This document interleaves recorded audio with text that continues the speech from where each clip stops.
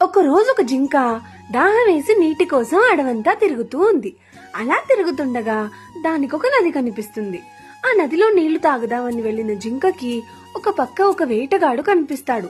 ఆ వేటగాడు ఒక బాణాన్ని దానికే గురి పెడుతూ కనిపిస్తాడు. దాంతో అది కాస్త భయపడి మరోవైపు తిరిగి చూడగా అక్కడ ఒక సింహం పొదల వెనకాల దాక్కుని దీన్నే తిందామని చూస్తూ ఉంటుంది. ఇంతలో ఇంకో వైపుకు చూస్తే అడవంతా కాలిపోతూ ఆ మంట దీని వైపే పాకుతూ కనిపిస్తుంది. అమ్మో అని భయపడి మరోవైపు చూసిన జింకకి లోతైన నది అలా పారుతూ కనిపిస్తుంది. దానికి ఏం చేయాలో అర్థం కాక అది వచ్చిన పని చేసుకుందామని నీళ్లు తాగుతూ ఉంటుంది. ఇంతలో ఒక పెద్ద వాన పడి అడవికి అంటుకున్న మంటలన్నీ చల్లారిపోతాయి. వేటగాడు గురిపెట్టిన బాణం వర్షపు గాలి వల్ల సింహానికి తగులుతుంది.